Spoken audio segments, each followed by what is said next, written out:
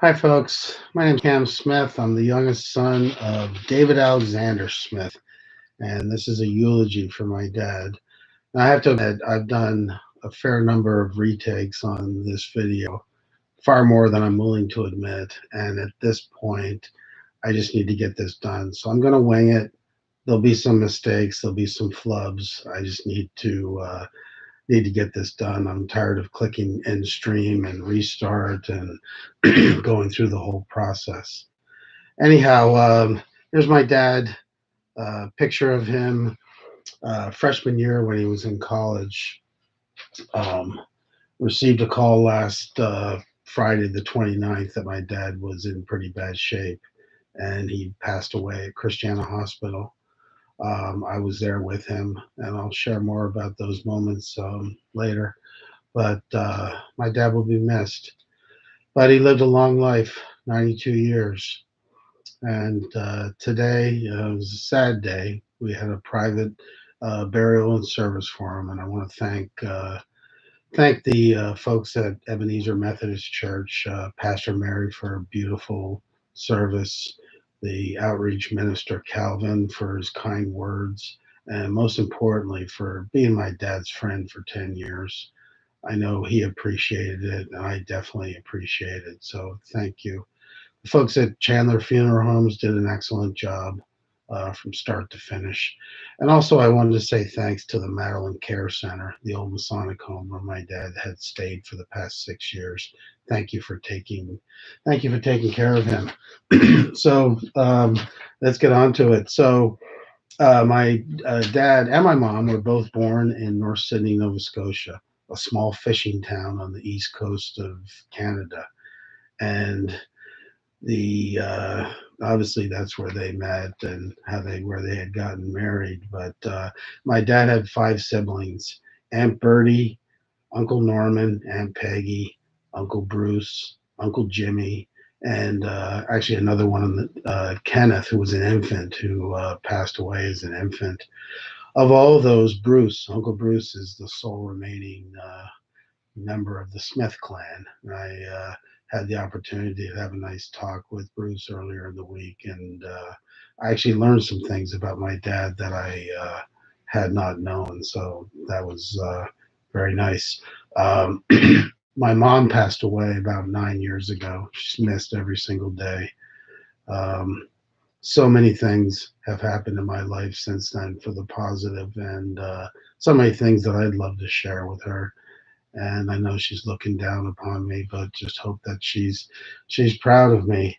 My mom and dad were married for 62 years, quite a long time, and I know my dad really missed her after she was gone. My parents tried for 10 years to have children, and it didn't happen. And then finally, they were able to have two boys. My older brother Kevin, who most of you who know me know that he passed away back in November. Very sad loss for our family. And then me, born 3 years later, seven grandchildren. So my brother Kevin and his wife Mary had excuse me, five kids: Daniel, Gregory, Garrett, Austin, and Amanda. And on my side, Nathan and Brendan, and so seven total.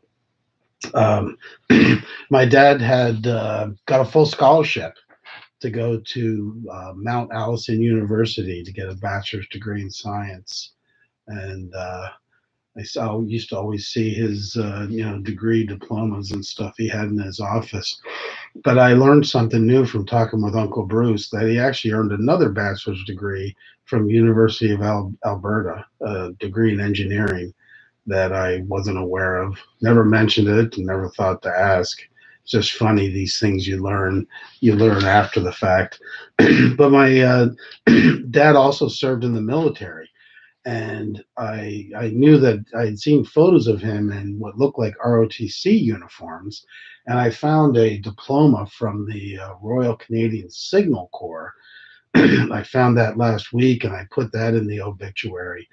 But I found out today from his friend Calvin, the outreach minister, that he actually served time in Japan and Korea. I never knew this. It never came up. He never told us. Maybe he did, and I forgot. But I've traveled all over the world myself, and I would have thought we would have. I've been to Korea. I've been to Japan, and I thought we would have discussed that at some point. Funny how those things don't come out. But anyhow, my dad used his education to work in the paper chemical industry. He worked in various jobs at pulp and paper plants throughout Canada. Ultimately, ended up with Hercules Incorporated, which allowed him to come to the United States, where he was able to obtain American citizenship at a time when it was far easier to obtain that. And when we moved down here from Montreal, my brother and I were able to take out citizenship as well. So I'm a dual citizen, U.S. and Canada. After he left Hercules, he formed his own consulting company, and he did that for quite a few years before fully retiring. So that's all the background. Now to the part that I wanted to talk about. So my dad's number one hero was Winston Churchill. Now the nice thing about doing this on video rather than in a church at a podium is you can do show and tell. My dad had this collection of books that Winston Churchill wrote. This is the first volume. It's called The Gathering Storm. Winston Churchill wrote this, I guess, in the 1950s. 1948. Basically summarized World War II. I believe these are all first edition. These are my dad's books, and I have them all. I plan to read them someday. My dad loved Winston Churchill. Always spoke about him. I'm a big fan of Winston as well. My dad also did some oil painting. So this is one of his oil paintings. I've got like five of these. A lot of you can see he was an engineer because of a lot of geometry and buildings and stuff. But I was always fascinated by those as a kid. And up until 5 years ago, I thought that I had absolutely no artistic talent whatsoever. And I just started painting. I don't think I'm a great painter, but I don't do stuff like that. I do have my own styles that I do, but it's always look back at my dad's painting. I have all of these. There's like five or six of them that I have. And the other thing I wanted to mention was my dad's state police cap. So my brother was a Delaware state trooper. He served 26 years in the state police, and we're a police family. On my mom's side, I have a cousin who's an RCMP officer in Canada, and his father was a retired Royal Canadian Mounted Police officer. So we're a police family.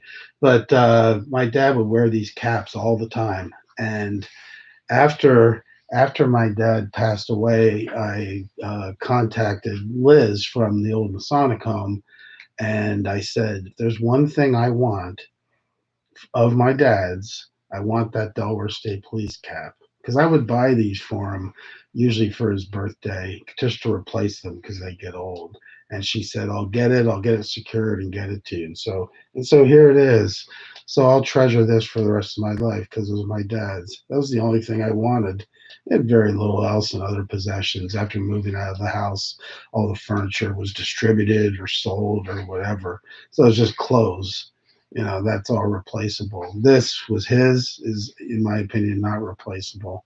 So I will always treasure this. So the other day I was driving around and I heard this song called All Those Years Ago by George Harrison, which of course is a tribute to, he wrote as a tribute to John Lennon. I've always loved that song. And if you ever watch the video with all the scenes, it almost brings tears to your eyes because it deals with all the old times of the Beatles. And as I heard that song, I started thinking about all these old times, and then I started thinking about what things could I talk about, from the old days. And there's a lot I could talk for an hour. But one of the things my dad was well known for was ice hockey. He played ice hockey, as a young kid, and I actually learned again today from Calvin that he kind of played an enforcer role, and I don't remember my dad telling me that part, but it's amazing the things you learn. And but anyhow, so my dad wanted to be a coach. So up in Montreal, he would coach our teams. Now we had outdoor rinks in Montreal. Now it was cold, like negative 15 degrees cold, and he'd be sitting in the snowbank. Now for us kids, I mean, you deal with it. I think you become more sensitive to the cold as you get older. But he could have been sitting at home with the fire burning or whatever. But no, he was in the snowbank, coaching. That was my dad. He did that. And when we moved down to the States, and he continued to coach, and he coached our teams, mostly my teams. And funny story to tell, we had these 5 a.m. practices every Tuesday, I believe. And I was 15 years old, maybe 14 and 15. And it was just my nature. I wanted to be the first one there. And we leave the house around 4:30, go down to the University of Delaware ice rink. And there was this one particular morning, he was driving a little too slow for me. Now, I tend to be a fast driver anyhow, which probably doesn't surprise anybody that knows me. But I looked at him, I said, Dad, why are you driving so slow? And he looked over, he's like, I'm just a little tired. Of course, it's 4:30 in the morning, mind you, and he's got to work. And what I didn't realize at the time was that as a father and a husband and someone that had a important job, he probably had 18 other things on his mind than driving to this practice. And me as a 15-year-old, I just wanted to be the first one there, where it would be me, my dad, and the Zamboni driver. Silly, but that was something I always remembered from early in the morning. What's next on here? My dad, lover of food, which I share. All of you who know me on Facebook know that I love food. I love to cook. I love to do all kinds of things, fire up the smoker, the grill, and all of that.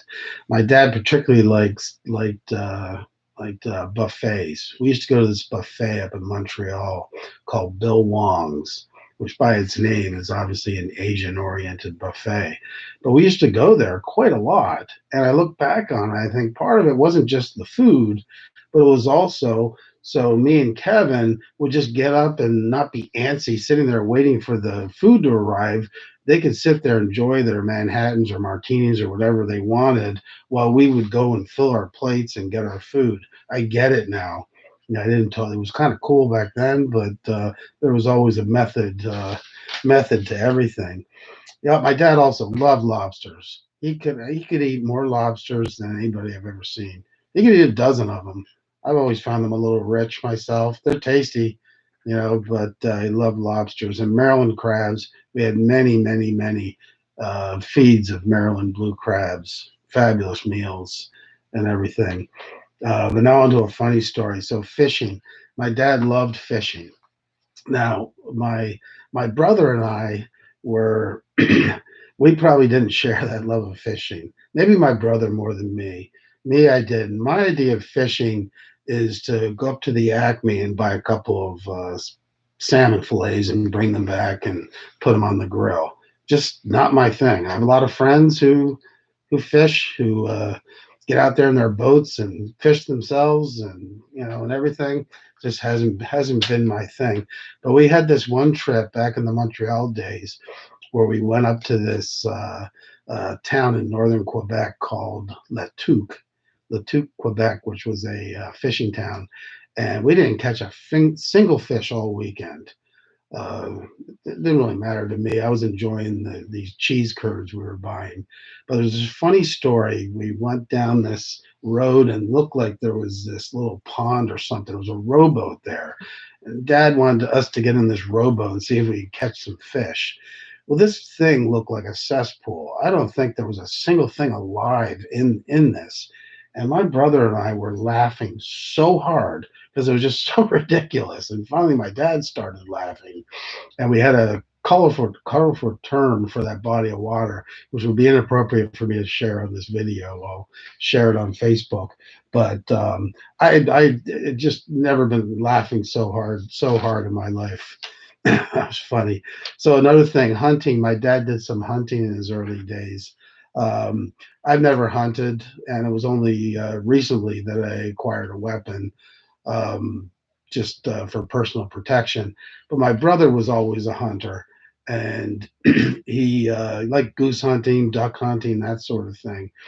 Many years ago, I used to work at this organization called Tri-State Bird Rescue, which is a Delaware-based organization that takes in injured birds, or baby birds that fell out of a nest, and rehabilitates them, nurses them back to health, and everything. And my dad was over in Spain on a business trip one time, and he told a story saying, I've got two sons. One son pulls out the shotgun, shoots them out of the sky or whatever, and then another son that sits there and grabs them and puts them all together and sends them back, sends them back out. He said he had this room of 30 people laughing hysterically. Kind of a funny story. I thought it was pretty funny. Um, I could go on with those things, but in recent years, when my dad was at the Masonic home, I would go there and I would take him out for lunch. And his physical health was okay. His mental health was failing. He was had some, in his late 80s and the early 90s, some dementia going on and everything. But he always wanted to go to Burger King. That was his place. Cheap date. Let's just go to Burger King. All right, Burger King it is. So that was the place we would go, and I would always try and talk about old things and all of that. But those are probably my most recent memories of my dad and I. So when I got this call last Friday, first I got the call from the Madeline Care Center that they were going to send him to the hospital. And then I got a call 45 minutes later from a doctor in the ER. And when the doctor from the ER is calling you, it's serious. And he indicated it's very serious, and your father's likely to die today. I see that you signed a DNR, which is the appropriate thing to do, but I want to know what additional. And I just said, well, I said, I'm going to leave that up to you, and you advise me. And we talked about it and basically agreed, no extraordinary means. And I was just like, keep me informed. At that point, I have a dear old longtime friend who's an ER nurse there. I sent her a text message, and I that mentioned her. That I said, Dad's in the ER. I was wondering if you can go check on him. And she responded, and she goes, you can be there. Get down here right now. I'll let the triage teams know, and you can get pulled right in there. So I drove down there, and I was able to spend my final moments with my father, and I'm so happy for that. I didn't think it was allowed because of COVID, but glad I was able to get in there. I looked at the monitors. His blood pressure was very, very low. And the nurse who was taking care of him was actually friends with my friend, and so that made things a lot more comfortable and everything. And of course, me being analytical, I'm asking all these questions about what's that mean, and everything. But it was clear he didn't have much time. But I went over and held his hand, and you know, he was he wasn't coherent at this point. He was up on morphine. And of all things to talk about, I started talking about Burger King. Started talking about the old days. And I looked up at the monitor, and I saw that the blood pressure numbers had dropped a little lower. And that told me there probably wasn't much time. And my final words to him, I said, Dad, I love you. And I'm a pretty simple guy. I just said, Dad, you were a good dad. You were a good dad. And I thanked him. And I never cry. I even told the I even told the nurse after the only time I cry is when a dog dies in a movie. So it takes a lot to make me cry. Anyhow, I did a bit then, but that's what I said to him. My dad was a good man, and he will be missed. And I just want to thank all of you who've reached out to me with text messages and phone calls and everything else. Sometimes the natural inclination is just leave them alone and everything. And I'm guilty of that myself. I tend not to You should. I really appreciate every person who has reached out to me during this time. It's much appreciated. I see I'm running up on 20 minutes, so I will end this now. Thank you.